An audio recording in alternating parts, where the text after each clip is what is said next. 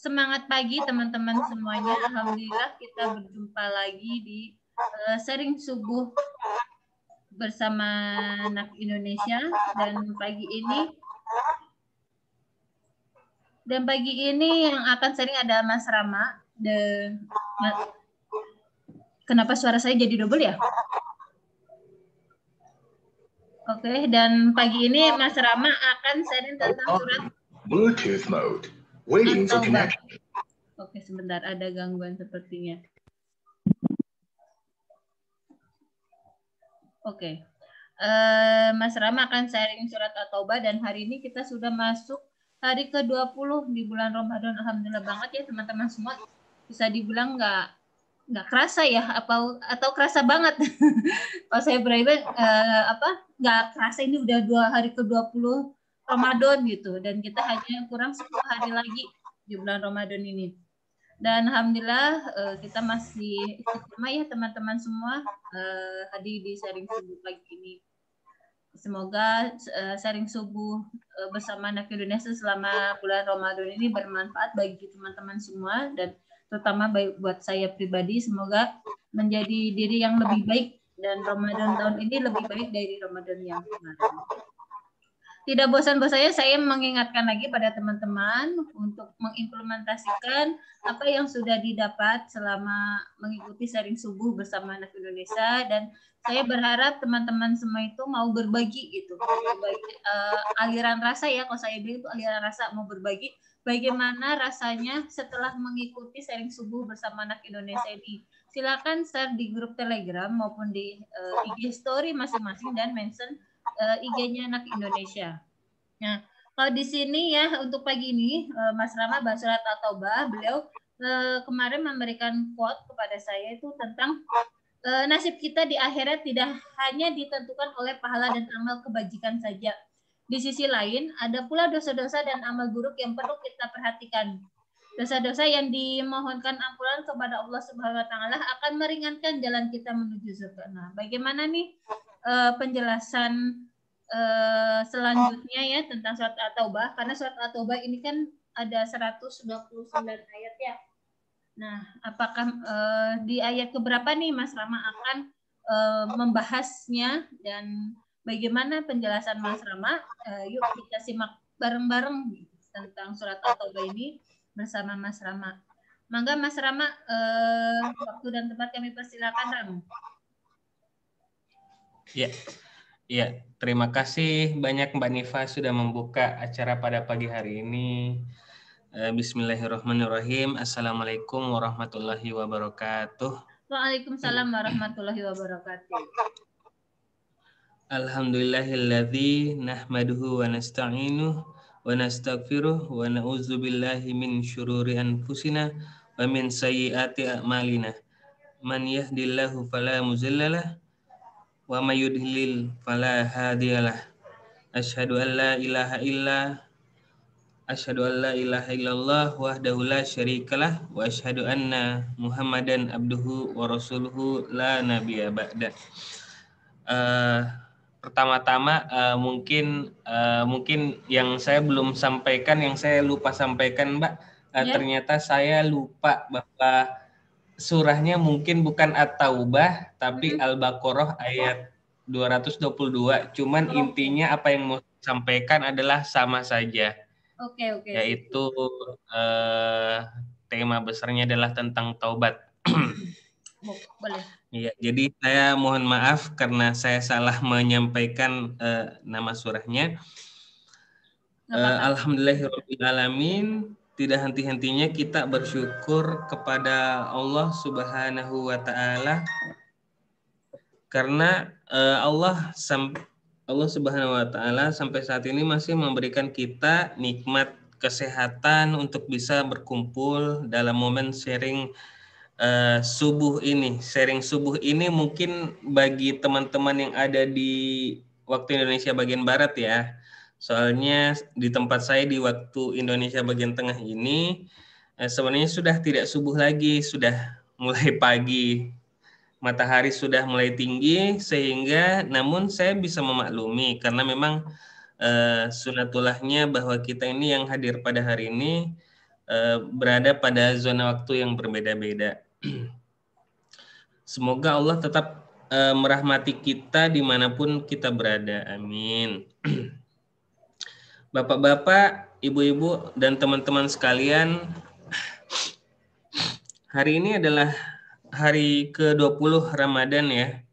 Kita sudah melewati 10 hari atau 10 malam kedua Ramadan, di mana pada 10 malam tersebut Allah membukakan pintu taubat yang seluas-luasnya. Mungkin sebentar lagi kita akan memasuki 10 malam terakhir atau 10 malam ketiga, yaitu malam-malam Itqum minan nar atau pembebasan dari api neraka. Meskipun begitu, kita tidak boleh lepas dari kegiatan beristighfar kepada Allah, karena ini adalah kesempatan yang sangat baik untuk meminta segala hal yang terbaik kepada Allah, termasuk kita meminta ampunannya. Nah, sangat pas dengan momen 10 hari terakhir ini, saya mau membahas sebuah tema besar yang mungkin saya akan beri judul Shortcut to Heaven atau jalan pintas menuju surga. Untuk materinya saya ambil dari sebagian lecture Ustadz Noman Alikan dalam video Amazed by the Quran dan tausiah dari Ustadz Ahmad Sarwat LC. Mungkin karena saya tidak bisa menampilkan video saya, mungkin saya akan menampilkan saja slide-nya ya. Yuk.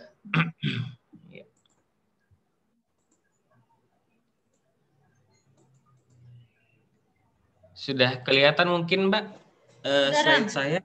Udah. Ya, oke. Sebentar. Nah. Ya. Apa itu shortcut? Mungkin kita yang pernah berkecimpung di depan komputer atau melakukan sesuatu di depan komputer itu tahu atau setidaknya pernah mendengar kata shortcut. Kata shortcut itu sendiri atau terkadang kita artikan sebagai jalan pintas, itu adalah misalnya dua atau beberapa tombol yang apabila kita tekan secara bersamaan akan menghasilkan sebuah perintah yang cepat gitu. Jadi tujuan diciptakannya shortcut itu memang untuk mempercepat atau mempermudah suatu perintah dalam komputer. Apa hubungannya shortcut ini, yang shortcut yang dimaksud dalam komputer, dengan pembahasan kita pada pagi hari ini? Nah, apa itu shortcut to heaven? Adakah yang namanya jalan pintas menuju surga? Nah, gitu. Jadi ternyata untuk menuju surga itu selain kita menempuh jalan yang biasa, ternyata ada juga jalan cepatnya atau jalan pintasnya. Bagaimana cara kita untuk bisa menuju surga lebih cepat gitu atau lebih mudah gitu? Caranya adalah dengan taubat. Dalam Al-Quran Allah berfirman bahwa tujuan manusia diciptakan adalah untuk beribadah kepada Allah Subhanahu wa Ta'ala. Tapi tujuan ini pada akhirnya akan bermuara ke dua tempat gitu. Hanya ada dua tempat pada ending dari yaumul hisab kita nanti, yaitu kalau bukan ke neraka, ke surga. Nah, bertobat atau memohon ampun kepada Allah Subhanahu wa Ta'ala itu tidak hanya berguna untuk mengurangi timbangan amal keburukan, tapi juga akan meringankan langkah kita menuju surga. Bagaimana hal ini bisa dijelaskan? Nanti akan saya jelaskan pada segmen kedua, tapi kita melangkah pada segmen pertama dulu, yaitu segmen dari Ustadz Noman Alikan. Kita masuk ke segmen pertama dulu, yaitu ada ternyata sebuah frase yang di dalam Al-Quran yang sangat disukai sama Ustadz Noman Alikan, yaitu potongan dari ayat surah Al-Baqarah ayat 222 yang berbunyi, Innallaha yuhibbut yuhibbut tawwabin, yang artinya sesungguhnya Allah mencintai orang-orang yang bertaubat. Nah, pada video tersebut Ustadz Noman Alikan menjelaskan perspektif manusia yang berbuat salah atau berbuat dosa kepada manusia lainnya. Bisa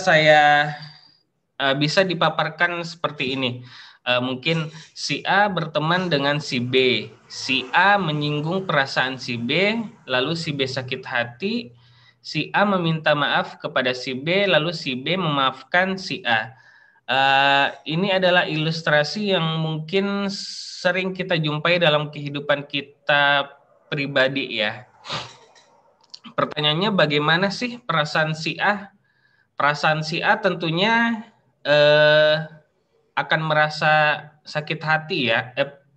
Perasaan si B maksudnya ini. Perasaan si B tentunya akan merasa sakit hati karena si A menyinggung perasaan si B walaupun si A sudah minta maaf gitu.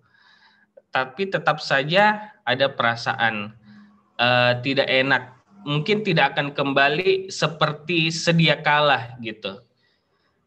Jadi walaupun mereka sudah berteman, lalu salah satunya menyakiti hati yang lain, walaupun sudah dimaafkan, tentunya perasaan memaafkan itu tidak akan bisa sama seperti sebelum si A menyinggung perasaan si B atau salah satunya, seperti itu.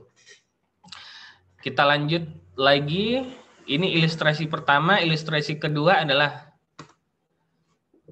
tadi si B sudah memaafkan si A, lalu si A kembali menyinggung perasaan si B. Si B sakit hati lagi. Si A meminta maaf kembali kepada si B dan si B kembali memaafkan si A. Nah, pada perspektif manusia ini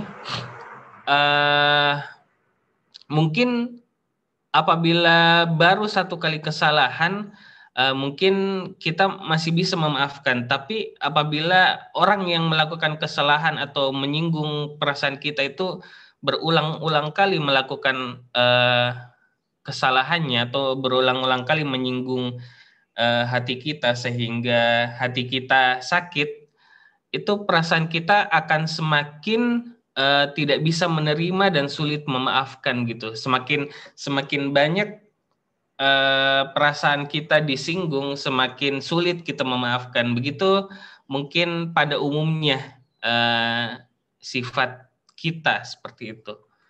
Nah, itu perspektif manusia yang berbuat salah kepada manusia lain. Bagaimana perspektif manusia yang berbuat salah atau dosa kepada Allah Subhanahu wa Ta'ala?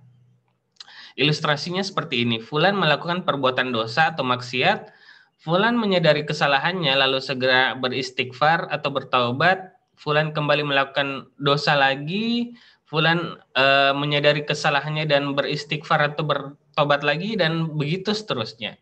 Bagaimana sikap Allah Subhanahu wa Ta'ala dalam hal ini? Nah, inilah sikap Allah. Sesungguhnya Allah mencintai orang-orang yang bertaubat. Ampunan Allah itu lebih besar daripada gunung, lebih luas daripada lautan, lebih tinggi daripada langit. Ampunan Allah itu tidak terbatas karena memang dia memiliki sifat at-tawwab, yang artinya maha mengampuni atau maha memaafkan atau maha penerima taubat. Innallaha yuhibbut tawwabin. Sesungguhnya Allah itu mencintai orang-orang yang bertaubat.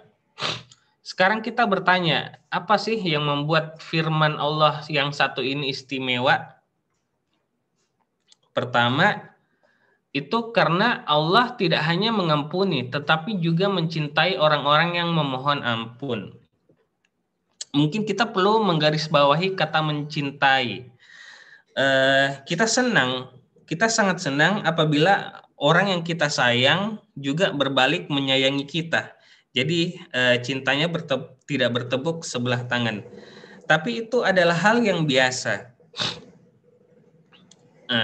Tapi apabila kita melakukan kesalahan kepada orang yang kita sayang dan kita meminta maaf kepadanya, akankah dia akan makin mencintai kita?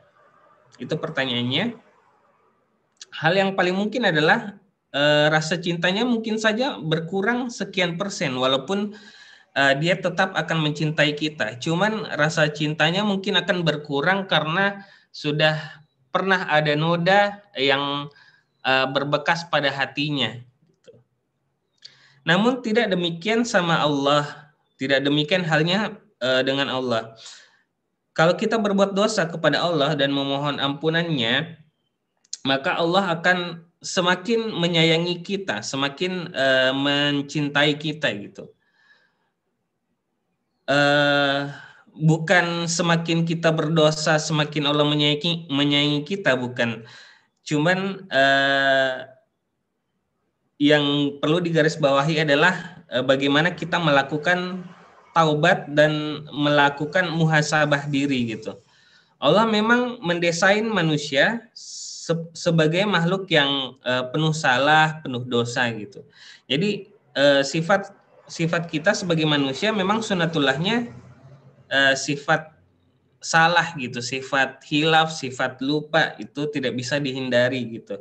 Oleh karena itu Allah akan semakin mencintai kita tatkala kita sering mengingat dan memohon ampun atas sikap-sikap kita yang salah yang memang merupakan sunatullah dari Allah. Seperti itu. Terus alasan yang kedua, halo Mbak,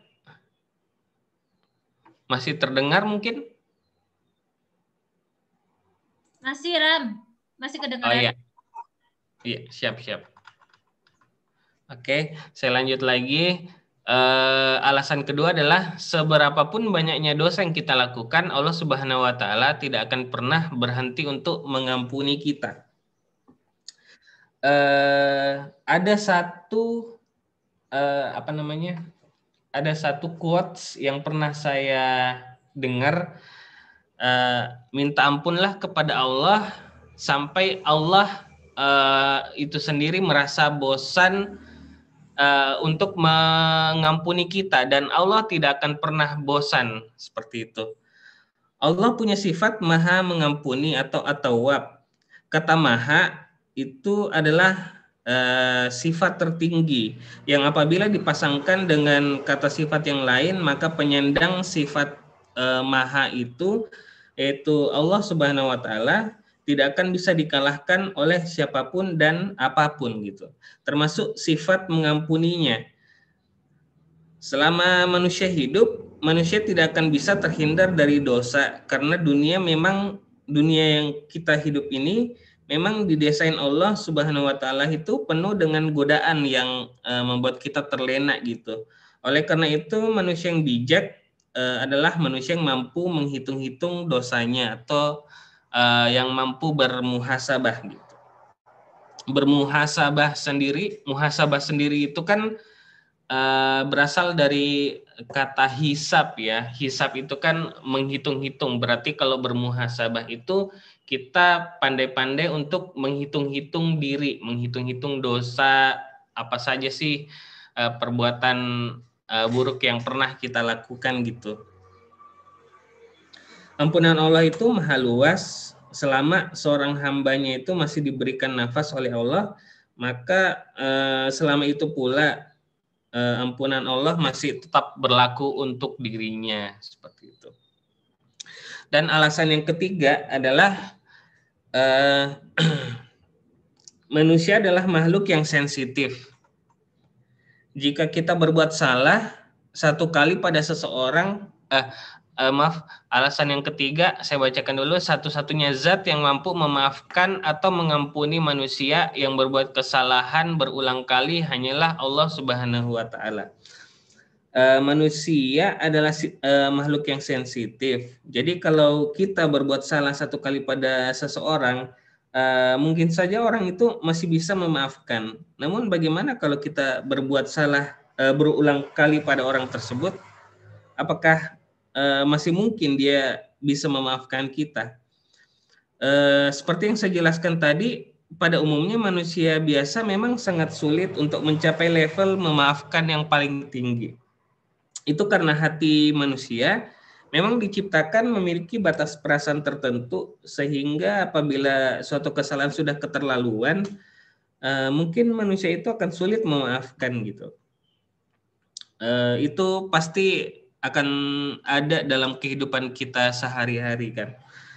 Berbeda dari Allah Subhanahu wa taala, kesalahan yang diperbuat oleh manusia kepada Allah itu kalau dilakukan berulang kali pun masih akan tetap bisa diampuni selama manusia tersebut benar-benar menyesal terhadap perbuatannya dan berjanji kepada Allah untuk tidak mengulangi perbuatan buruk tersebut. Oke, mungkin dari sesinya Ustadz Noman mungkin hanya itu. Sekarang kita akan beralih ke sesinya Ustadz Ahmad Sarwat, Shortcut to Heaven. Bagaimana taubat bisa menjadi jalan pintas untuk mencapai ke surga. Mungkin kita sudah memahami ya perspektif surga dalam benak Muslim selama ini itu surga selama ini tuh hanya diperuntukkan bagi nabi dan ulama saja gitu. Surga selama ini hanya diperuntukkan bagi orang yang soleh saja, atau surga selama ini hanya diperuntukkan bagi orang yang rajin beribadah saja gitu. Sementara bagaimana nasibnya sih orang atau Muslim yang mungkin jumlah pahalanya tidak seberapa, mungkin perbuatan baiknya tidak banyak gitu. Bagaimana dengan Muslim yang memiliki banyak dosa gitu? Sebagian besar dari kita mungkin sering berpikir bahwa orang yang banyak amalannya atau banyak pahalanya itu berarti dia akan masuk surga gitu kan. Makanya Muslim yang takut mati itu biasanya alasannya gini, saya belum banyak amal, saya belum banyak pahala gitu, saya belum punya bekal untuk meninggal, saya mau beribadah dulu, atau mau banyakin pahala dulu gitu. Jadi alasannya itu selalu mengambil sisi ingin memperbanyak pahalanya dulu gitu. Intinya dia berpikir bahwa surga itu didapatkan hanya dari banyak-banyak beramal saja. Padahal pemikiran seperti ini sebenarnya nggak salah, cuman kurang lengkap aja. Kurang lengkapnya di mana? Kurang lengkapnya karena yang menentukan seseorang untuk masuk surga itu bukan semata-mata karena pahalanya aja, tapi juga karena dosanya. Ini yang sering luput dari perhatian kita. Betapa banyak orang yang meninggal dan sukses membawa banyak amal dan pahala, tapi pas udah masuk ke alam kubur, ternyata catatan perbuatannya, catatan amalannya itu ternyata banyak yang bolong dan nggak lengkap gitu. Ternyata pada saat dia meninggal, dia nggak hanya membawa pahala gitu, tapi juga membawa dosa.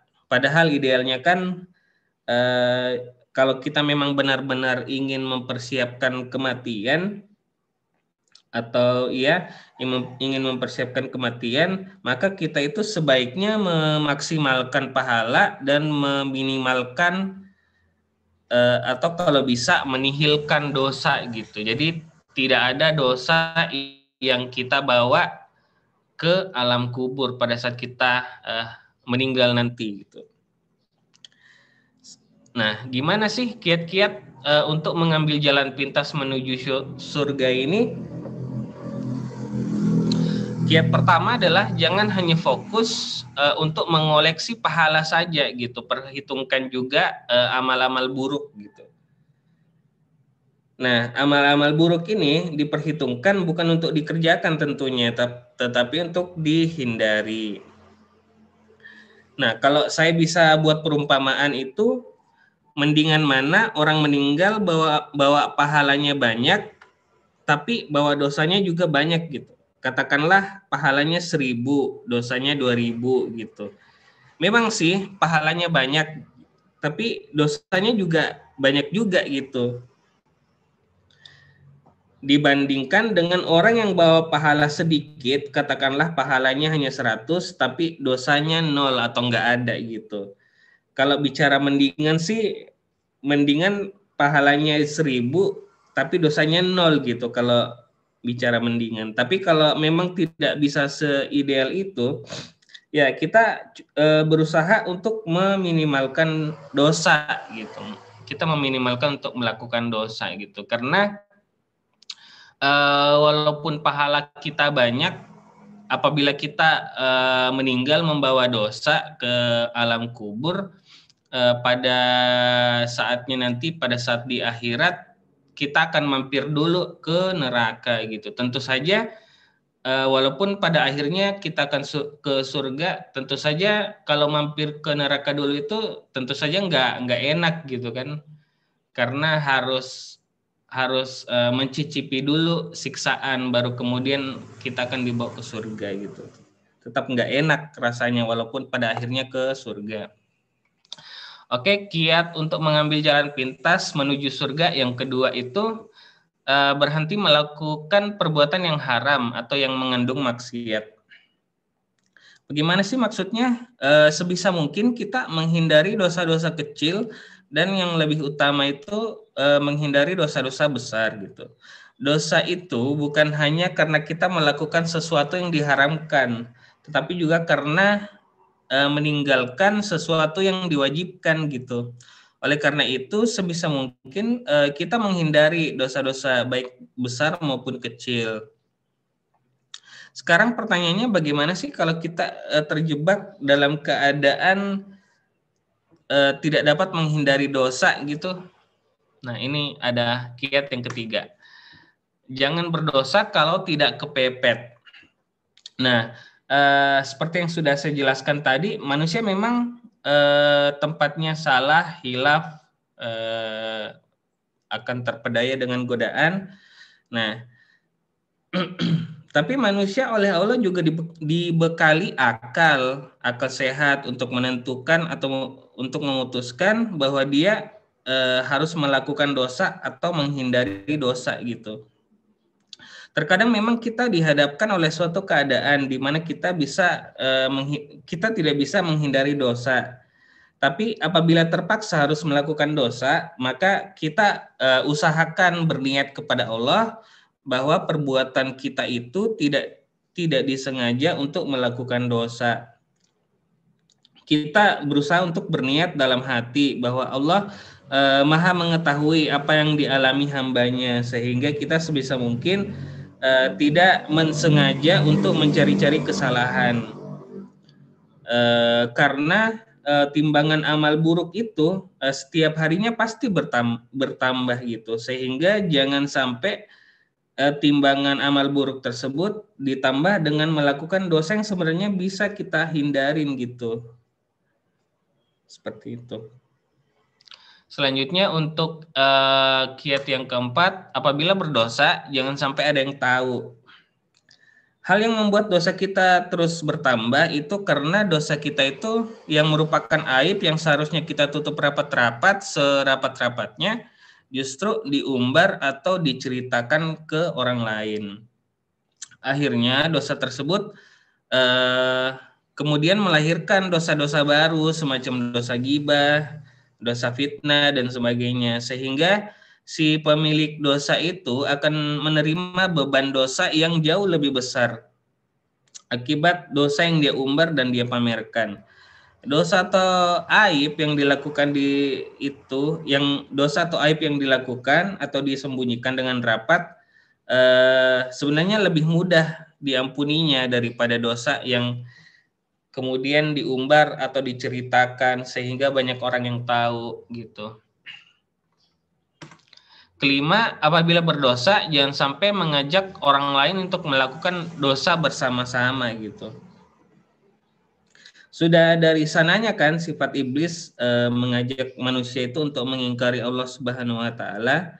Nah, sebagai orang yang beriman sudah seharusnya kita tidak mengikuti sifat iblis yang satu ini, Kalau terpaksa kita harus berdosa, jangan sampai kita ngajak orang lain untuk ikut melakukan dosa juga gitu. Karena kalau sampai itu terjadi, dosa orang yang kita ajak tidak hanya menjadi tanggungan untuk dirinya sendiri, tapi juga justru menjadi penambah beban dosa untuk kita gitu. Keenam, apabila berdosa segeralah bertaubat gitu. Kenapa harus segera? Karena kita tidak tahu kapan ajal kita menjemput gitu. Jangan sampai dosa kita belum diklirkan atau dimintakan ampunan di dunia, kita udah keburu dijemput sama malaikat Israel gitu. Kiat yang terakhir adalah yakinilah dalam hati bahwa semua dosa kita sebanyak apapun akan bisa diampuni. Salah satu hal yang paling Allah sukai dari hambanya atau Allah cintai dari hambanya seperti yang saya bacakan tadi pada surah Al-Baqarah ayat 222 adalah apabila hambanya bertobat sembari berbaik sangka kepadanya.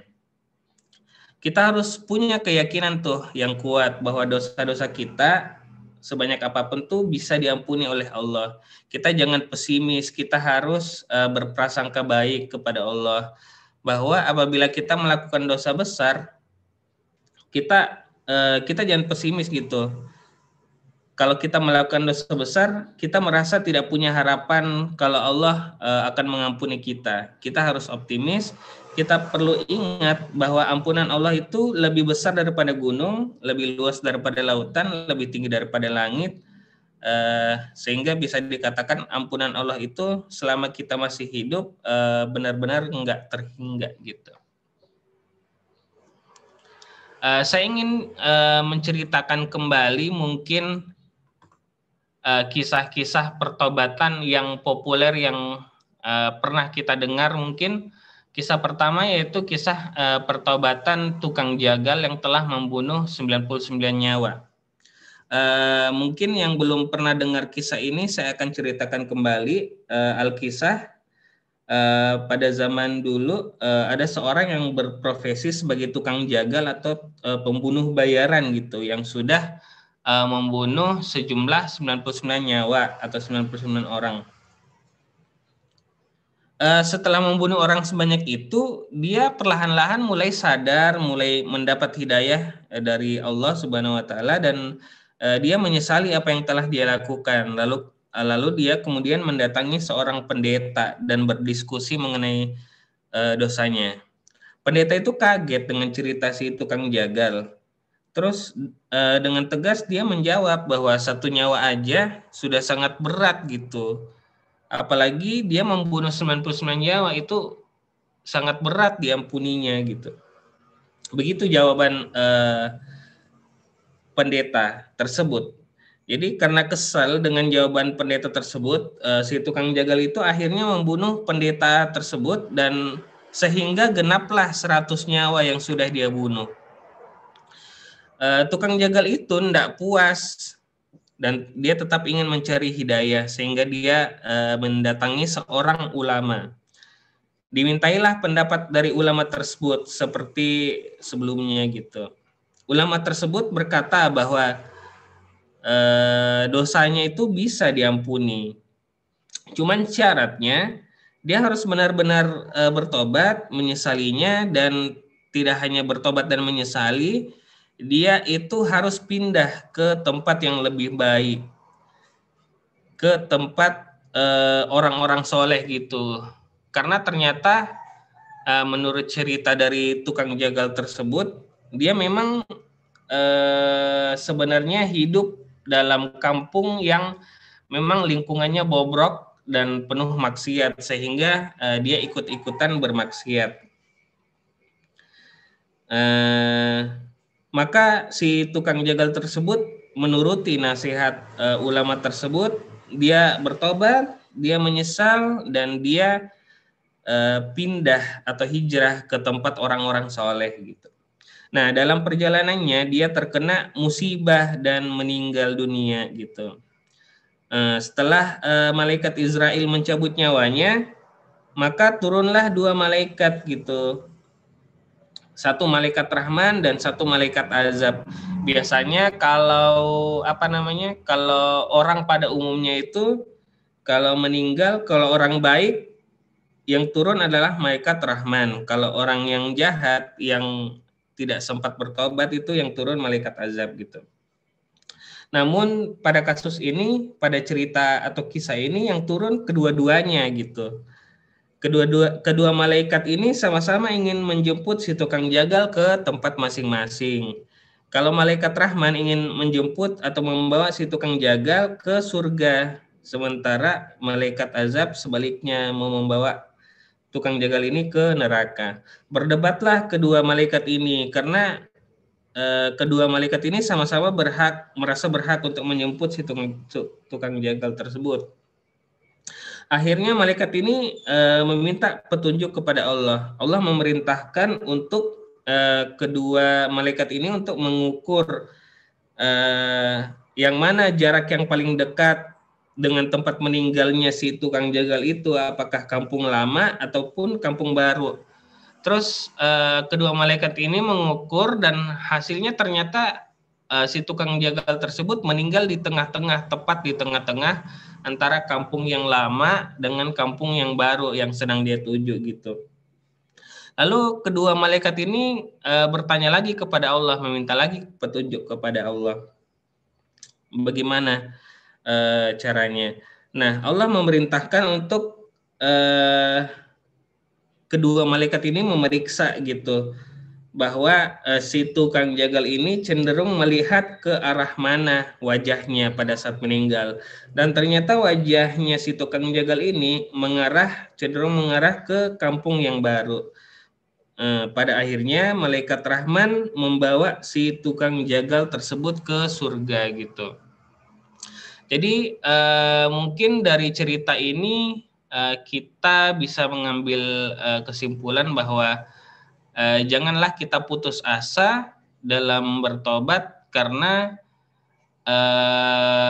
dengan bertobat itu mungkin kita bisa mengubah atau membalikkan keadaan hidup kita yang tadinya kita mungkin berlumuran dosa, ternyata Allah dengan rahmatnya memberikan kita ampunan seperti itu. Terus ada juga kisah pertobatan yang lain, yaitu kisah pertobatan sahabiah yang hamil di luar nikah yang terjadi pada zaman ketika Rasulullah masih hidup. Jadi selama Rasulullah hidup itu beliau hanya pernah merajam 3 orang saja.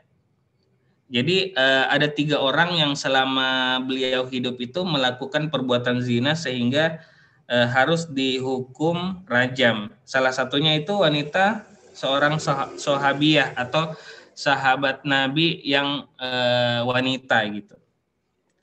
Menurut riwayat, sahabiah ini sebenarnya sudah menikah, sudah bersuami. Namun karena kehilafannya dia melakukan zina dan hamil gitu. Setelah itu terjadi, dia menangis, menyesal dan bertobat. Setelah dia bertobat, dia mendatangi Rasulullah SAW untuk minta dihukum sesuai dengan hukum Islam yang berlaku, yaitu hukum rajam gitu. Rajam itu adalah bentuk hukuman untuk pelaku zina yang sudah atau sudah pernah menikah, yang dilakukan dengan cara dikubur hingga separuh badan dalam keadaan berdiri di dalam tanah dan ditimpuk atau dilempari batu sampai meninggal gitu. Nah, kenapa sih mungkin kita bertanya, kenapa sih sahabiah ini berani memohon untuk dirajam atau berani memohon untuk dihukum gitu? Karena dia itu sangat yakin bahwa tobatnya sudah didengar dan sudah diterima oleh Allah Subhanahu wa taala. Nah, Rasulullah menolak ketika sahabiah ini mendatangi Rasulullah untuk minta dihukum. Rasulullah menolak permintaan wanita sahabiah ini dengan alasan bahwa dia itu masih hamil gitu, sehingga apabila dia dirajam sekarang, maka itu berarti anaknya juga nanti akan ikut meninggal gitu. nah itu malah jadi dosa bagi orang-orang yang merajamnya gitu. Sehingga Rasulullah menyuruh wanita tersebut untuk kembali ke rumahnya gitu. Akhirnya wanita itu pulang dan menunggu hingga dia melahirkan. Setelah dia melahirkan, baru dia kembali lagi mendatangi Rasulullah untuk meminta lagi dirajam. Rasulullah Shallallahu Alaihi Wasallam kembali menolak dengan alasan anaknya itu masih bayi dan ibunya masih punya kewajiban untuk menyusui bayinya gitu. Wanita Sahabiah itu pulang lagi dengan wajah lesu. Lalu 2 tahun kemudian, singkat cerita, wanita Sahabiah ini mendatangi Rasulullah. Kali ini dia membawa seorang wanita lain yang siap untuk memelihara bayinya kelak gitu. Kali ini Rasulullah Shallallahu Alaihi Wasallam sudah tidak punya alasan lagi untuk tidak menghukum Sahabiah ini, sehingga akhirnya diadakanlah hukum rajam itu dan para sahabat melakukan rajam hingga akhirnya wanita tersebut meninggal. Umar bin Khattab meminta kepada para sahabat yang lain untuk segera mengubur wanita tersebut dengan alasan dia tidak mau kampung yang mereka tinggal ini menjadi kampung yang dilaknat oleh Allah karena adanya Sabiah yang berzinah tersebut. Rasulullah Shallallahu Alaihi Wasallam menyela permintaan Umar tersebut, sahabat Umar, dan mengatakan mengapa harus buru-buru untuk menguburkannya gitu. Sementara Jibril menyampaikan kepada dirinya, kepada Rasulullah bahwa ternyata wanita tersebut sedang dalam perjalanan menuju surga gitu. Umar bin Khattab radhiyallahu anhu terheran-heran dengan cerita yang diceritakan Rasulullah Shallallahu Alaihi Wasallam. Dan meminta penjelasan kepada Rasulullah. Rasulullah berkata bahwa wanita tersebut sudah bertaubat dengan sesungguh-sungguhnya sebelum dia dihukum dan Allah sudah turunkan ampunan buat dia. Ternyata ampunan dari Allah itu lebih besar daripada dosa yang dia lakukan. Bahkan saking besarnya, dengan ampunan itu Allah masih wanita itu masih bisa mengajak 70 orang lain, 70 orang keluarganya untuk masuk surga juga gitu. Saking besarnya ampunan Allah terhadap wanita Sahabiah tersebut gitu. Kesimpulan cerita ini adalah mungkin kita merasa kita banyak dosa, kita banyak melakukan dosa besar, tapi kita tuh harus yakin gitu bahwa ampunan dari Allah itu pasti jauh lebih besar daripada dosa-dosa yang kita lakukan, sehingga kita jangan berputus asa, kita terus meminta rahmat-Nya, sehingga apabila rahmat itu turun, rahmat itu bahkan bisa menghapus dosa-dosa yang pernah kita lakukan gitu. Kisah pertobatan yang ketiga adalah Rasulullah Shallallahu Alaihi Wasallam yang sudah dijamin masuk surga saja masih beristighfar lebih dari 100 kali setiap hari gitu. Nah, bagaimana dengan kita yang sama sekali tidak ada jaminan masuk surga? Apakah kita akan menjadi hamba yang sombong dan takabur sehingga tidak mau meminta ampun kepada Allah Subhanahu wa taala? Nah, yuk kita bertobat mumpung masih hidup, mumpung masih diberi kesehatan, dan mumpung masih bulan Ramadan. Karena bulan Ramadan ini semua amal kebaikan kita dilipat gandakan, semua pertobatan kita akan dilipat gandakan pula gitu. Terima kasih, mungkin itu saja yang bisa saya sampaikan. Saya kembalikan lagi ke Mbak Nifah. Terima kasih. Ya. Baik, terima kasih banyak Rem atas sharing pagi hari ini ya. Luar biasa. Ini sentilan juga buat aku sih, oke gitu kan. Terima kasih banyak jazakallah khairan katsiran Mbak Rama. Ini aku memanggilnya ya teman-teman biasa Rama gitu kan karena kita udah kenal lama. Udah kenal lama. Iya, Mbak. Jadi Rama ini juga penghuni komunitas anak Indonesia yang dari 2014 ya Ram. 2014 Mbak. 2014. Udah lama. Udah lama, jadi dia sesepuh.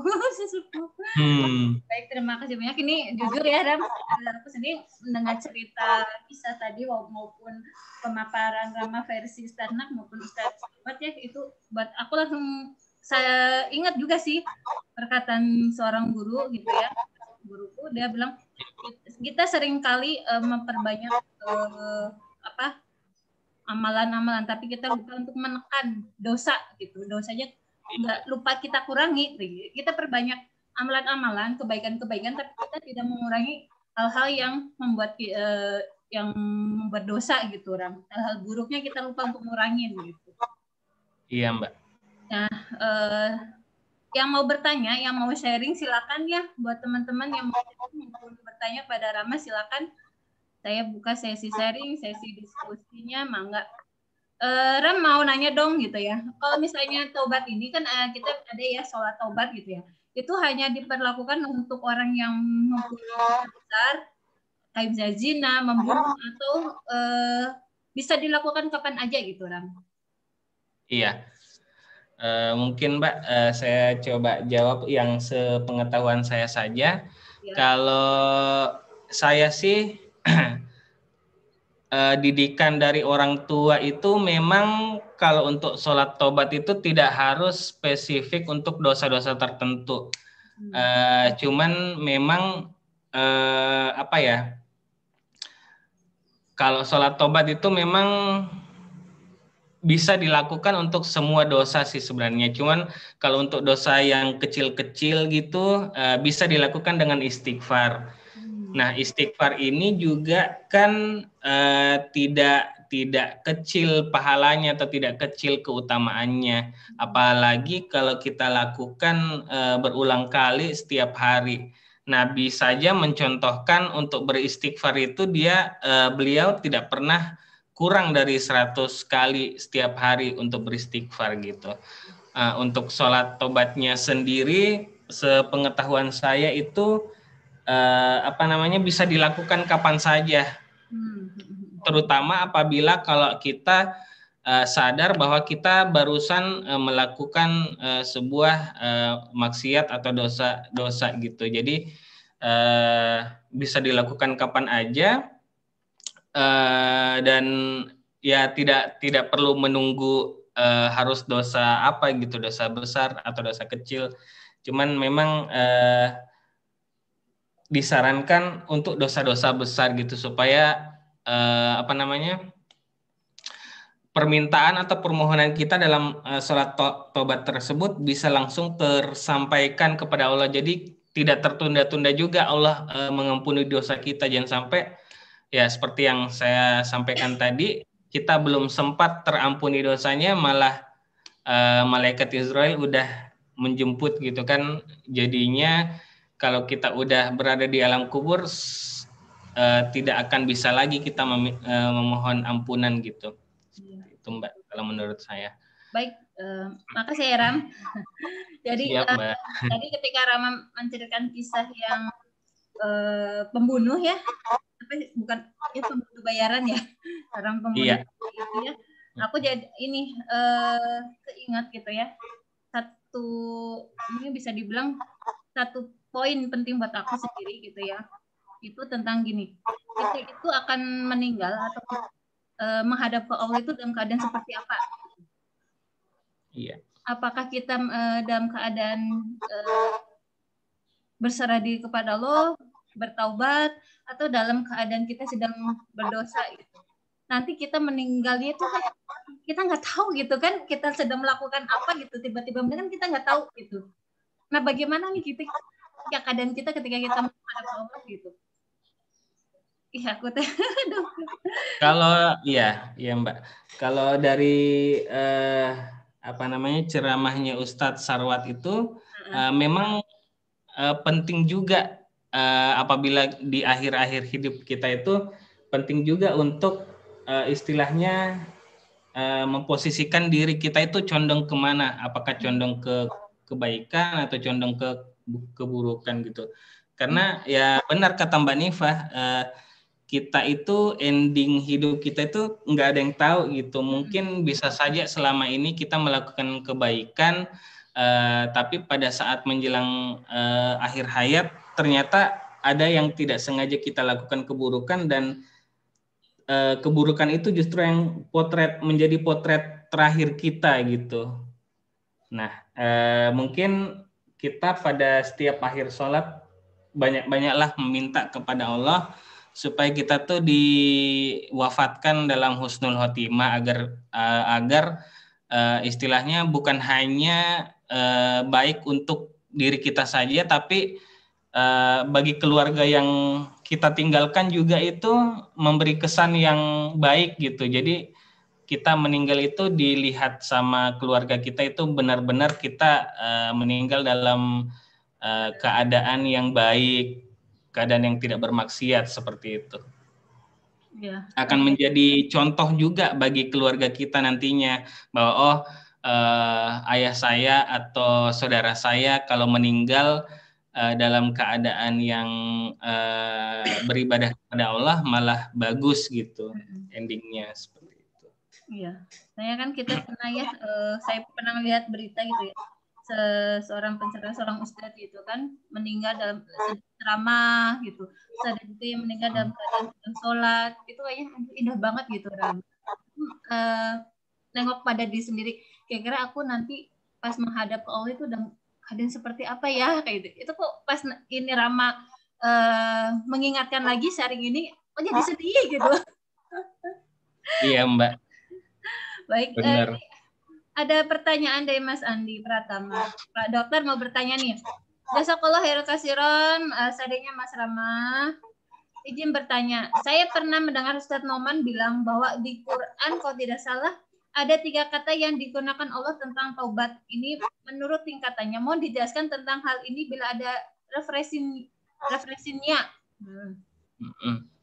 Terus yang pertanyaan kedua, bagaimana taubat terhadap dosa menzalimi manusia lain yang sifatnya massal? Misalnya dosa seorang koruptor yang menzalimi seluruh rakyat karena mengambil dana yang harusnya digunakan untuk kesejahteraan seluruh rakyat. Waduh, ini tentang korupsi nih. Terus pertanyaan ketiga, bagaimana perhitungan seseorang yang su'ul khotimah, namun banyak beramal soleh sebelumnya dan telah banyak melakukan tobat dan diampuni dosanya sebelum amalan buruk yang menjadi akhir hidupnya. Ya. Silakan Ram. Iya. Untuk pertanyaan yang pertama ini saya belum pernah dengar lecture-nya sih, lecture dari Ustadz Noman. Mungkin kalau ada teman-teman yang sudah pernah dengar bisa silakan sharing. Iya, silakan sharing. Kalau Mbak Neva pernah dengar ini? Belum. Belum juga, sama saya juga belum.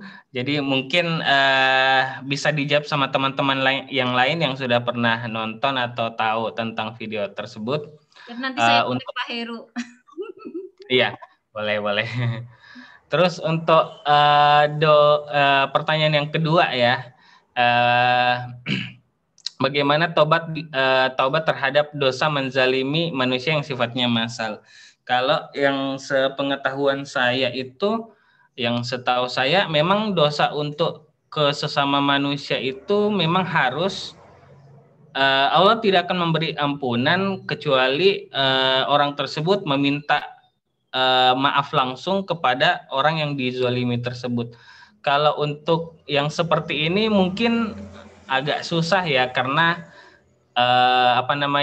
yang dizalimi itu justru orangnya banyak gitu, kecuali kalau mungkin pemimpin atau orang lain yang seorang koruptor, dia benar-benar tampil di hadapan publik dan disaksikan oleh publik dan benar-benar dia meminta maaf. Ya itu sebenarnya bukan kewajiban orang yang dizalimi sih untuk memberi maaf gitu. Kewajiban kita kan hanya meminta maaf gitu. terserah nanti bagaimana orang yang dizalimi itu memaafkan atau tidak, itu sudah bukan domain dari si orang yang meminta maaf tersebut gitu. Jadi kalau menurut saya untuk tobatnya orang yang menzalimi, yang bersifat massal itu dia harus tampil ke publik dan mengakui bahwa dia benar-benar melakukan kesalahan kepada banyak orang tersebut, sehingga apabila nanti dimaafkan sama rakyatnya, mungkin itu bisa akan memuluskan memuluskan dia untuk mendapat ampunan dari Allah gitu, karena sudah dimaafkan duluan sama rakyatnya. Kalau menurut saya seperti itu. Terus pertanyaan yang ketiga, bagaimana penghitungan seseorang yang su'ul khotimah ya?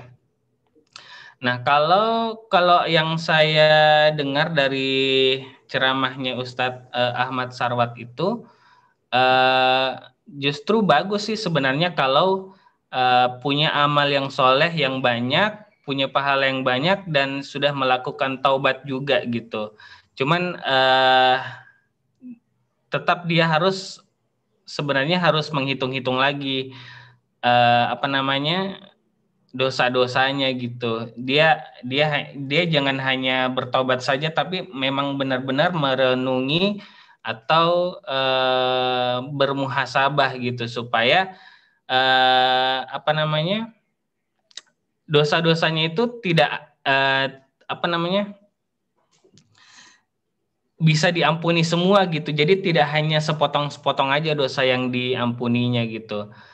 Mungkin pada saat su'ul khotimah mungkin dia akan menderita gitu, tapi mungkin pada saat dia memasuki alam kubur, dia bisa berlega hati karena dia sudah bertobat, sudah melakukan pertobatan, dan pahalanya pun banyak gitu, sehingga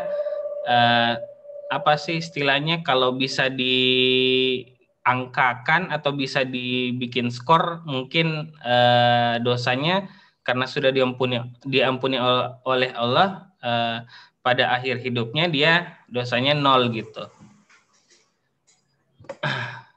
Gitu Mbak Nifah, sudah. Baik, siap. Ya. Ada lagi pertanyaannya nih Ram. Bagaimana nih Pak Dokter atas jawabannya Rama, Pak Dokter? Kalau misalnya masih kurang nampol, bisa kok ini bertanya lagi. Silakan. Iya. Dari Mbak Lailati, Bismillah izin bertanya Ustadz Rama. Adakah cara untuk mengetahui bahwa dosa kita telah Allah ampuni? Jazakallahu khairan.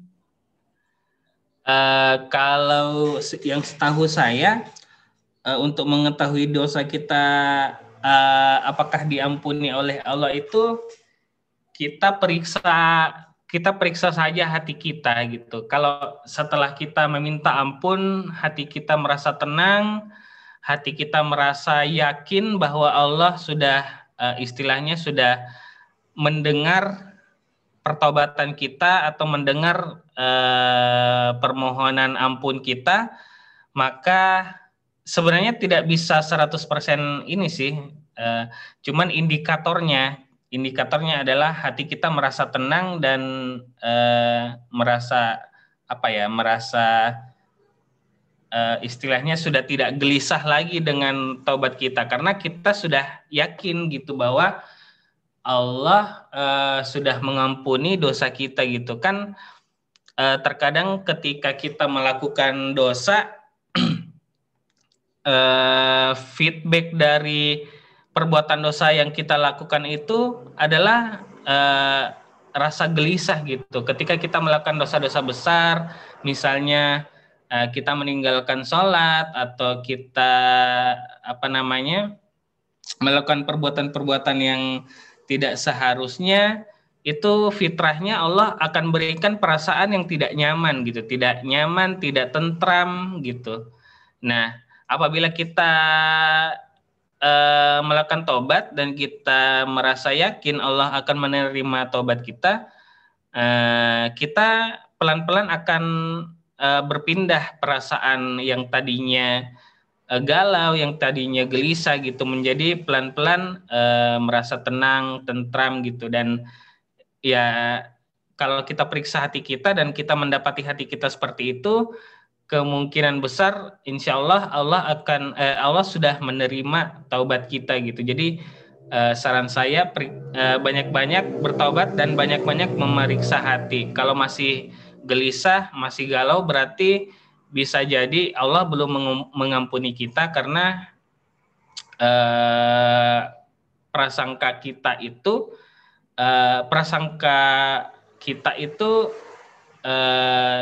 prasangka Allah itu bergantung pada prasangka kita gitu. Kalau prasangka kita baik kepada Allah, Allah juga akan memberi kebaikan, ketentraman atau ketenangan kepada hati kita sehingga kita merasa dosa-dosa kita itu sudah dibersihkan atau diputihkan gitu, seperti itu, Mbak. Baik. Terima kasih banyak, Ram. Dari Mas Andi, makasih banyak Mas Rama atas jawaban-jawabannya. Alhamdulillah berarti udah clear ya, Pak Dokter. Begitu jawabannya Mbak Lelati. Ini dari Mbak Wilia. Assalamualaikum warahmatullahi wabarakatuh. Waalaikumsalam. Bagaimana caranya bertobat dari dosa gibah, fitnah, dan berburuk sangka terhadap orang lain? Sementara kalau meminta maaf langsung dikhawatirkan muncul masalah baru. Nah, ini kayaknya banyak yang terjadi nih, Ram. Apakah saya pernah gibah juga ada? Iya. Dengan tobat gibah, fitnah. Mungkin untuk jawaban ini sama mungkin ya, agak mirip-mirip seperti jawaban yang tadi yang saya sampaikan, bahwa apabila kita melakukan dosa kepada sesama manusia, itu memang ketika kita melakukan dosa kepada manusia, dosanya itu dua gitu. Jadi dosa kepada sesama manusianya dan dosa juga kepada Allah, karena kita melakukan hal yang tidak semestinya seperti gibah. Kan ibaratnya kalau gibah itu seperti memakan bangkai saudara sendiri gitu. Jadi kalau menurut saya cara untuk bertobat dari dosa gibah, fitnah atau dosa-dosa yang melibatkan kesalahan kepada manusia itu, pertama kita harus meminta maaf dulu kepada yang bersangkutan gitu. Jadi mungkin yang bersangkutan tidak mengetahui bahwa kita menggibahi dia atau menggosipin dia atau menggunjingi dia. Memang tidak ketahuan sih, tapi kita harus yakin bahwa Allah lah yang mengetahui perbuatan gibah kita itu, sehingga kita harus legowo untuk meminta maaf gitu. Kalau meminta maaf dikhawatirkan masalah baru,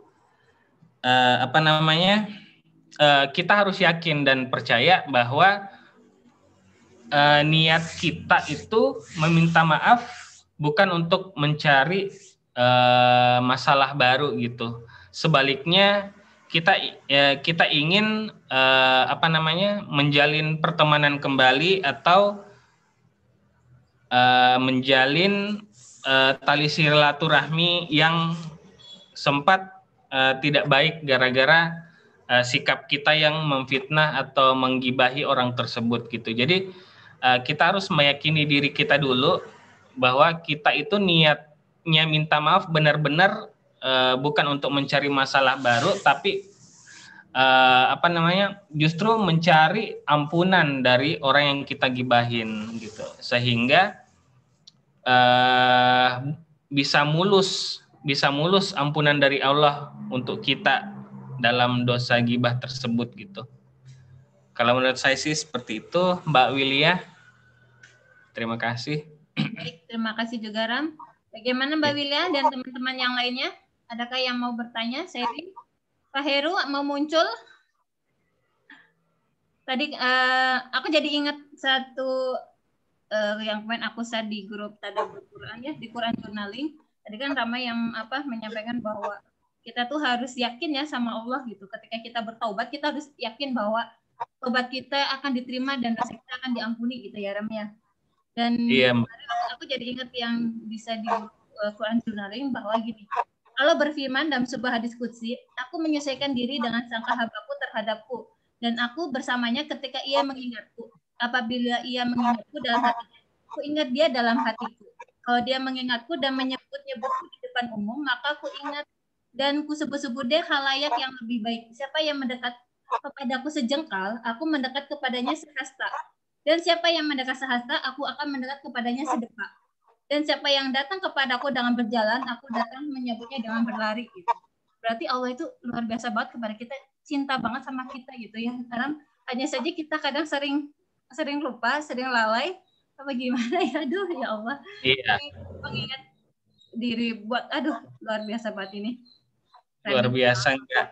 Ya, Allah itu enggak, kita udah berbuat dosa, udah meninggalkannya, udah kadang melupakannya, tapi Allah itu enggak membenci kita dan Allah itu enggak meninggalkan kita gitu. Pak Heru mungkin mau menambahkan sharingnya Pak Heru?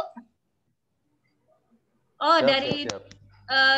Dokter Andi mau nambah lagi nih Ram, kayaknya Dokter Andi ini deh seneng banget nanya lagi nih ketagihan. Saya pernah dengar penjelasan tentang perbedaan mohon ampun maghfirah dengan beristighfar dengan memohon maaf. Afu adalah kalau yang pertama diampuni tapi masih tercatat di buku amal keburukan kita untuk dihisab nantinya.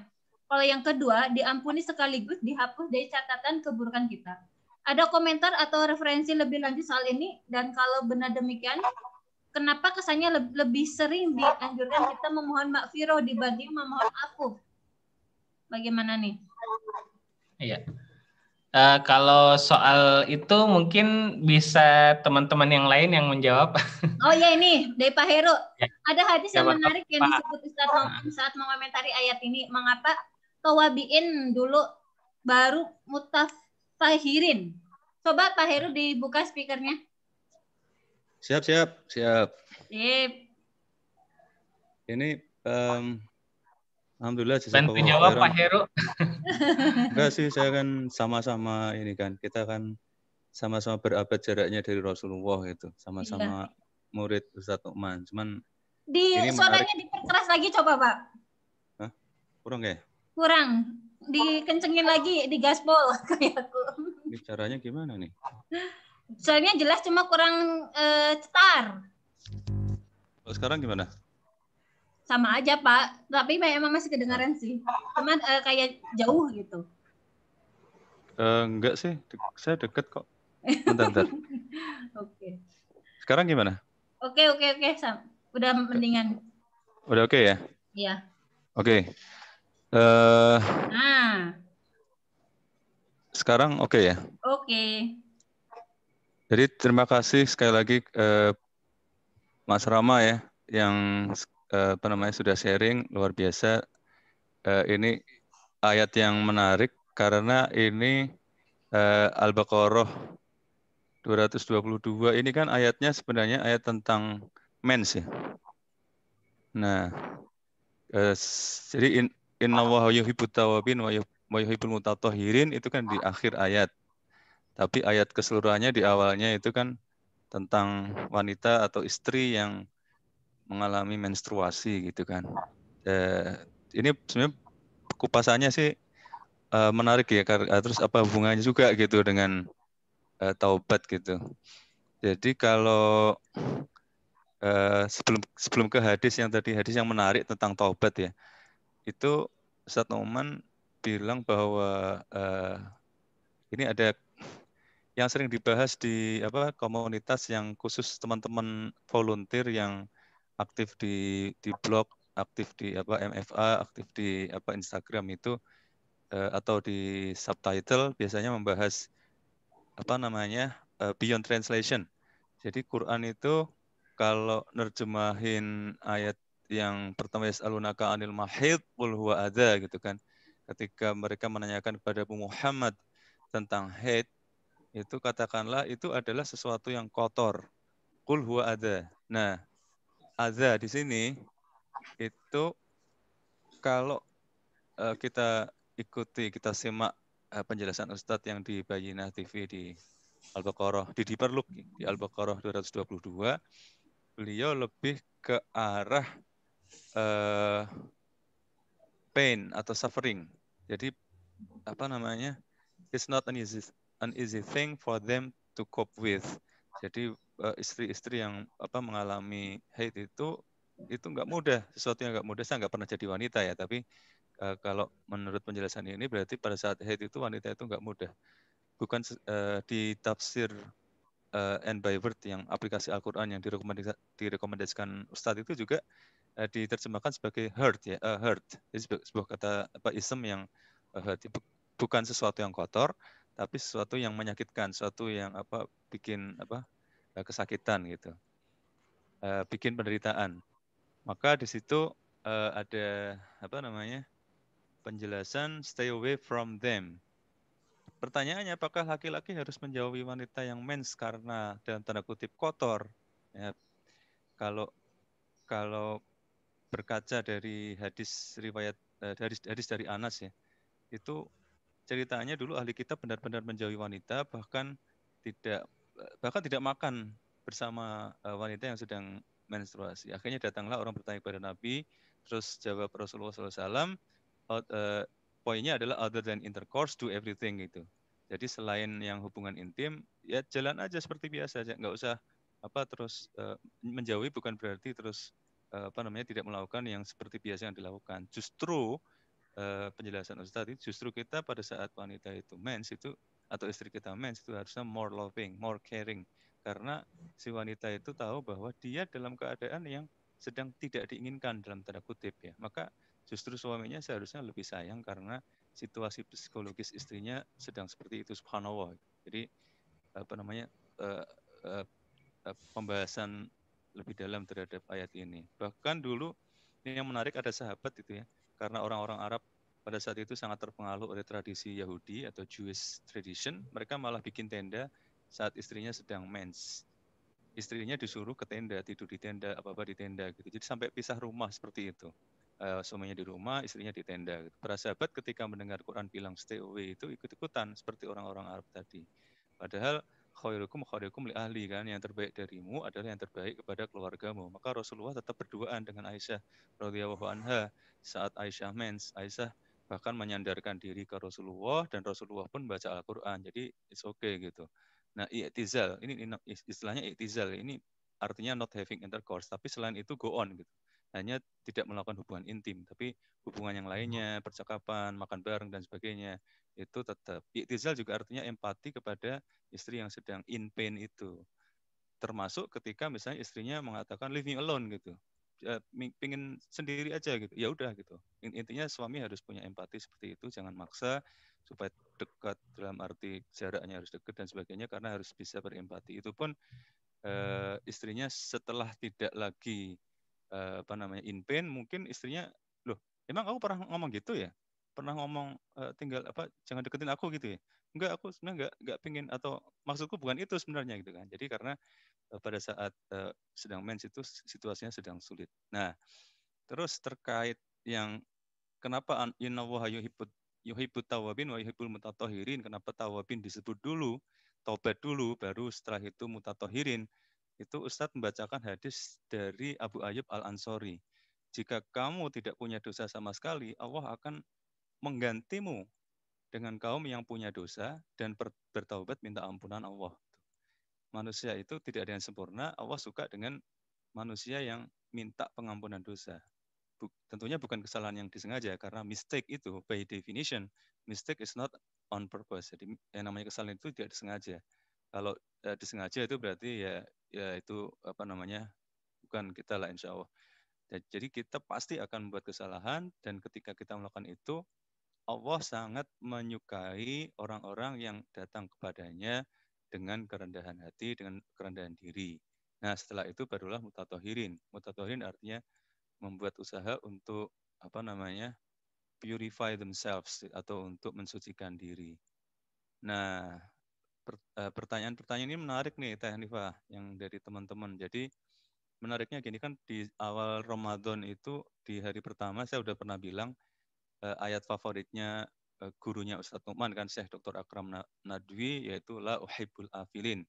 Aku tidak suka sesuatu yang tenggelam. Aku tidak suka sesuatu yang berakhir. Maka sharing subuh ini kan insya Allah jangan berakhir, karena nanti masih ada sambungan, yaitu insya Allah story morning setelah Ramadan. Nah, ini yang menarik adalah pertanyaan-pertanyaan selama sharing subuh Ramadan itu, pertanyaan ini bisa kita konversi, ya kan? Kan pertanyaan menarik nih. Pertanyaan dari Dr.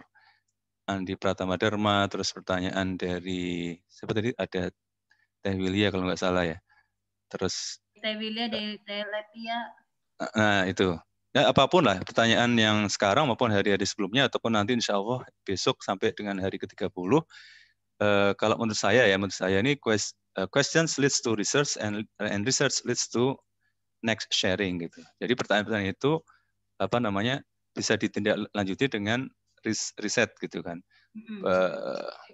Nanti siapalah yang akan melakukan riset itu, mungkin kita yang karena kan gini, kemarin saya juga singgung bahwa Ustadz Nu'man itu tidak suka disebut ulama gitu kan. I'm not an alim, I'm not an syekh atau apa gitu. Tapi yang Ustadz Nu'man selalu jadikan label untuk dirinya adalah student of Quran sama researcher gitu.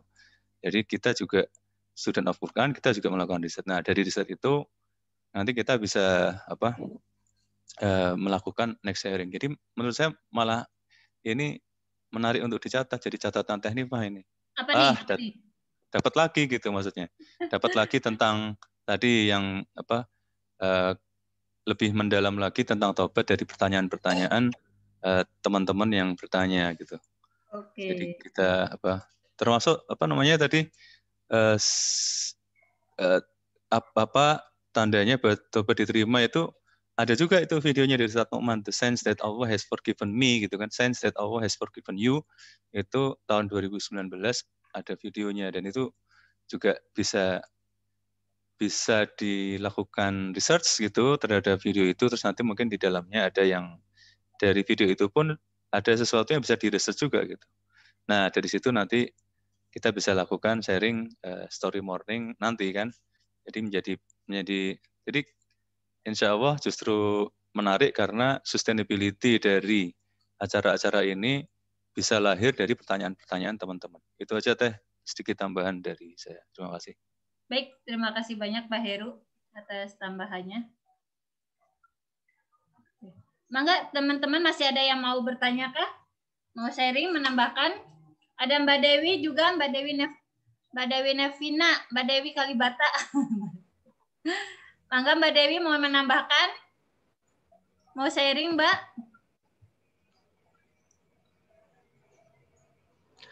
Mbak Nifah? Ya, hadir.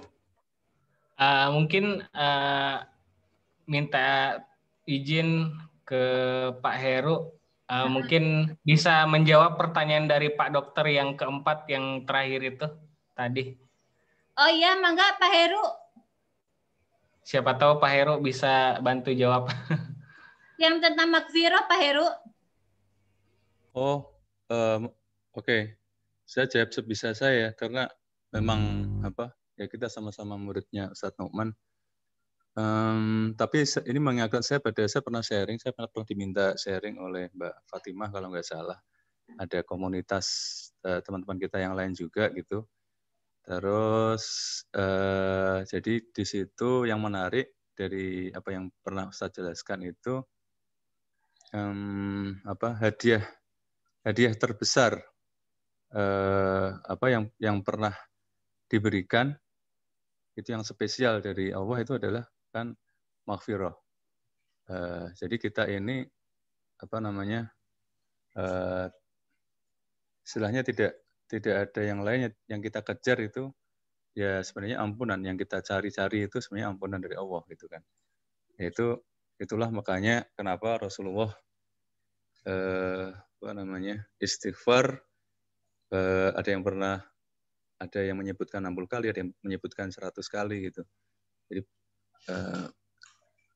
benar-benar jangan sampai kita lupakan. Bahkan ada juga di Quran kan saya lupa ayatnya, tapi belakangnya itu ada menyebutkan tentang beristighfar di waktu sahur, ya kan? Itu kayak prime time untuk kita istighfar, astagfirullah, menyesali apapun yang pernah kita lakukan secara salah. Dan mudah-mudahan insya Allah juga tidak disengaja, karena tadi Ustadz menjelaskan mistik itu by definition adalah itu bukan on purpose gitu. Terus saya juga teringat penjelasan waktu saya ikut ISQ itu pernah dijelaskan oleh Haki Najar Agustian ya. Suatu hari Rasulullah itu kayak mencari kayu di tengah-tengah padang pasir gitu ya. Terus minta sahabat untuk mencari di tengah padang pasir yang tandus itu. Dan dicari-cari nggak ketemu gitu. Mana ini, nggak kelihatan, nggak ada gitu. Terus sampai lama gitu dicari nggak ketemu. Nah, terus akhirnya ternyata itu adalah pembelajaran Rasulullah SAW kepada para sahabat bahwa dosa kita itu ya seperti itu gitu. Dosa kita itu seakan-akan ya seperti yang dicari-cari nggak ketemu, padahal sudah bertumpuk-tumpuk di sisi Allah gitu. Ketika kadang-kadang kita menemukan dosa-dosa itu kan ketika kita belajar kan. Kita belajar terus kita mendalami ayat tertentu gitu. Ini aduh ya Allah, astagfirullah, aku pernah melakukan yang seperti ini gitu. Saat kita belum mempelajari kita nggak ngerti gitu. Setelah kita mempelajari ya astagfirullah. Dari situlah justru makin banyak belajar kita makin banyak istighfar kan. Karena makin ketemu nih, ya Allah. Oh ya Allah, astagfirullah. Ya Allah, astagfirullah gitu. Nah, itu akhirnya itu sih yang menurut saya menarik untuk kita sadari bahwa kadang-kadang atau mungkin seringnya kita nggak sadar bahwa kita sudah mencatatkan dosa di hadapannya gitu, tapi kita tidak sadar bahwa itu dosa. Nah, itulah yang kita perbanyak istighfar, termasuk istighfar karena ketidaksadaran kita bahwa kita telah melakukan dosa, tapi hanya Allah yang tahu, dan kita baru tahu kalau nanti kita bertemu sama Allah, ini loh, ini kamu pada hari sekian, tanggal sekian, jam sekian, menit sekian, detik kesekian gitu kan, kamu pernah begini gitu, ya astagfirullah gitu kan. Jadi itu yang saya tahu ya Teh, kalau untuk perbedaan ini secara lebih detail. Nah, ini menurut saya ini mungkin malah Dr. Andi mungkin bisa lebih menjelaskan, clarify, terus juga ketika pertanyaan seperti ini belum terpuaskan, dan memang kita tidak harus terpuaskan oleh satu kali kesempatan, karena kita kan terus mencari ya kan. Seperti saya juga sering punya pertanyaan, tapi kadang tidak saya ajukan, kadang saya milih ini coba saya tanyakan ke ini aja deh, atau ke ini dan ini gitu kan, tapi masih belum puas, tapi masih mencari gitu kan. Dan itu menjadi ladang research buat kita, ladang amal juga buat kita untuk nantinya kita sharingkan di Story Morning setelah kita melakukan research lebih jauh gitu. Jadi menarik. Jadi pertanyaan-pertanyaan itu mungkin bisa dikumpulkan dan bisa menjadi sebuah sesi khusus Story Morning yang membahas pertanyaan-pertanyaan yang muncul selama sharing subuh Ramadan. Itu aja sih Teh. Dan Mas Rama, terima kasih sekali lagi. Saya kembalikan. Siap, terima kasih Pak Heru ya. Dan teman-teman ya yang join di grup Telegram sharing subuh Anak Indonesia itu bisa ya Pak Heru ya untuk ikut ngisi di Story Morning nanti. Jadi nggak hanya teman-teman dari Anak Indonesia saja, ada misalnya dari teman-teman yang di grup Telegram yang sudah join itu kan dari berbagai macam, misalnya sudah ngikut komunitas ABC gitu, yang mau sharing gitu ya, Tanifa mau ikut dong sharing gitu ya di Story Morning gitu, itu boleh banget, silakan banget ya, silakan DM ke saya, dan kami membuka kesempatan selebar-lebarnya itu buat teman-teman semua gitu. Jadi mulai dari sekarang teman-teman bisa nih daftar ke saya dan bisa menyiapkan apa yang mau di sharing teman-teman gitu di sesi Story Morning. Insya Allah pada Lebaran ya. Baik, itu aja. Sepertinya Ram nggak ada lagi yang bertanya ataupun mau sharing. Kita mau cukupkan saja, Ram? Iya, boleh Mbak. Mungkin Oke, itu di sana aja. udah jam berapa? Sudah semenit lagi jam 8 ini. Semenit lagi jam 8. Oke lah. Baik, terima kasih pada Rama. Jazakallah khairan kasiran Ram atas sharingnya pagi ini, luar biasa, pengingat diri buat saya pribadi dan mudah-mudahan buat teman-teman juga semuanya ya, buat pengingat diri juga. Dan jazakumullah khairan kasiran buat teman-teman yang sudah hadir di sharing subuh pagi ini di hari ke-20 Ramadan. Semoga di Ramadan tahun ini kita makin baik dan Ramadan tahun ini itu menjadi Ramadan yang indah bagi kita dan lebih baik dari tahun yang kemarin gitu, karena tinggal 10 hari lagi Ramadan akan meninggalkan kita. Jangan sampai kita tuh menyesal karena kita tidak melakukan apa-apa di bulan Ramadan ini, karena perbuatan baik sekecil zarah pun itu sama Allah dilipat gandakan. Jadi ayo kita perbanyak kebaikan, perbanyak amal. Yuk bareng-bareng selama di bulan Ramadan ini, karena ini kita tinggal 10 hari lagi loh, tanpa terasa kita udah masuk ke hari ke-20. Jangan sampai kita menyesal, nangis-nangis gitu ya. Dan ternyata itu di Ramadan kemarin tuh seperti itu gitu. Berarti kita belum ada perubahan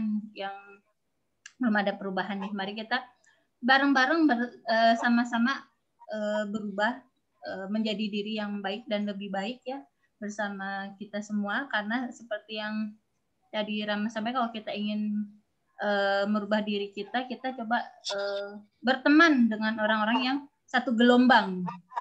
Jadi ketika tadi si pembunuh itu ingin bertaubat, makanya disarankan untuk hijrah gitu.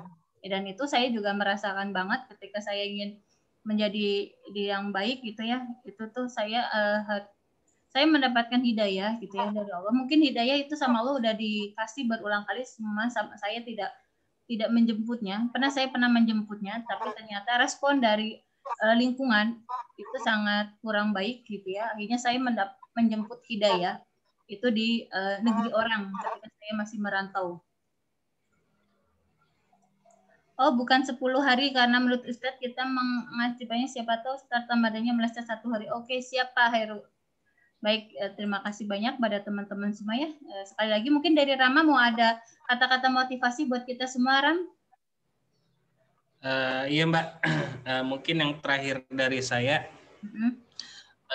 berkaca dari kisah pertobatan yang saya sudah ceritakan tadi, bahwa bahkan justru hanya bermodal keyakinan kepada Allah saja bahwa tobatnya udah diampuni, wanita sahabiah tersebut bahkan hanya bermodal keyakinan atau prasangka baik kepada Allah, itu aja dia bisa mendapatkan ampunan yang sebegitu besarnya, sehingga bahkan 70 orang keluarganya pun atau orang yang lain pun bisa dia ajak masuk surga juga bersama-sama.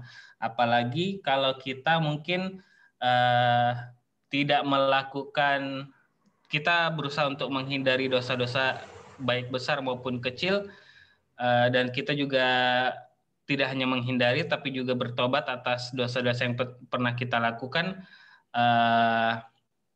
mungkin bisa saja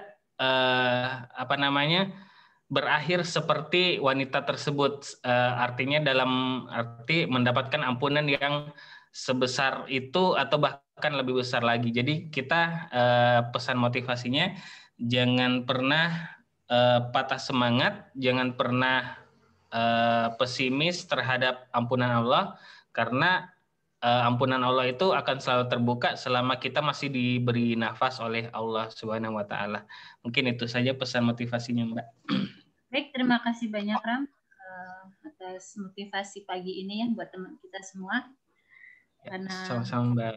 Waktunya juga udah di sini udah jam 7 dan di Rama udah jam 8 dan teman-teman udah nggak ada lagi yang sharing maupun bertanya, maka sesi sharing subuh pagi ini di hari ke-20 kita tutup dengan bacaan hamdalah. Alhamdulillahirabbil alamin. Majelis subhanakallahumma wa bihamdika astaghfiruka wa atubu ilaik. Billahi taufiq wal hidayah. Wassalamualaikum warahmatullahi wabarakatuh. Kita berjumpa lagi Waalaikumsalam. besok pagi seperti biasa ya di jam 5.30.